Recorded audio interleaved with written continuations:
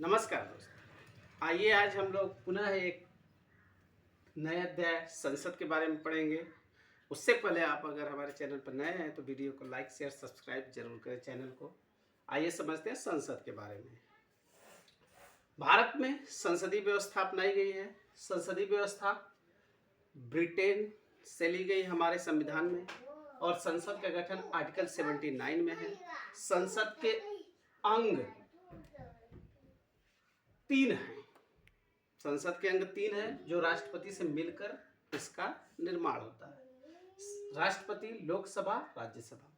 लोकसभा को के सदस्य को एमपी बोलते हैं, राज्यसभा के भी सदस्य को एमपी बोलते हैं। एमपी मतलब मेंबर ऑफ पार्लियामेंट। लोकसभा का हाउस ऑफ पीपल बोलते हैं, जबकि राज्यसभा को काउंसिल ऑफ स्टेट बोलते हैं।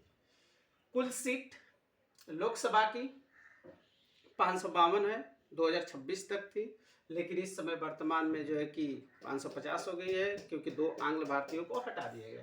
निर्वाचन होता है 543 पर 500 और इसका निर्वाचन प्रत्यक्ष रूप से जनता द्वारा किया जाता है। 530 सदस्य जो है कि राज्यों से चुनकर आते हैं, सभी राज्यों से। उसके बाद 13 केंद्र शासित प्रदेशों से।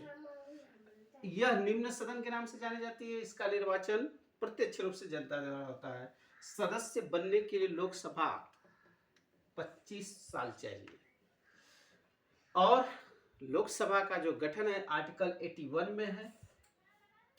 धन विधेयक केवल लोकसभा में पास किए जाते हैं। लोकसभा की गण पूर्ति के लिए 1/10 सदस्यों का होना अनिवार्य है। मतलब पूरी सीट का 1/10 सदस्य यानी 55 सदस्य की उपस्थिति अनिवार्य चाहिए। 550 का 1/10 यानी 55 सदस्य।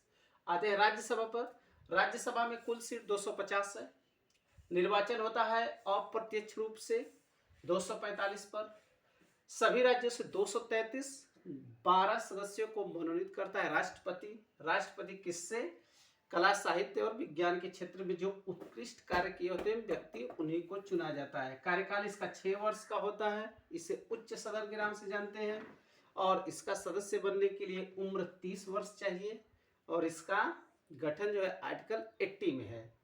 और व्याख्या इसके सदस्य प्रत्येक 2 साल पर सेवानिवृत्त हो जाते। 1/3 सदस्य यानी सेवानिवृत्त हो जाते, इसलिए 2-2 का कार्यकाल इसका चलता है। एक और इसका पार्ट राष्ट्रपति। राष्ट्रपति जो कार्यपालिका का सर्वा नाम मात्र प्रमुख होता है, लेकिन मुख्य रूप से होता है कार्यपालिका का वास्तविक प्रधानमंत्री। राष्ट्रपति का जो है कि व्याख्या दी गई आर्टिकल 52 से शुरू है। राष्ट्रपति बनने के लिए उम्र 35 साल चाहिए। कार्यकाल 5 साल या उससे पहले भी मृत्यु होने पर या त्याग पत्र देने पर या महाभियोग द्वारा हटाए जाने पर राष्ट्रपति का पद खाली हो सकता है। निर्वाचन इसका अप्रत्यक्ष रूप से होता है। निर्वाचन लोकसभा, राज्यसभा और सभी राज्यों के विधान सभाओं के केवल निर्वाचित सदस्य इसमें भाग लेते हैं। मनोनीत सदस्य भाग नहीं लेते।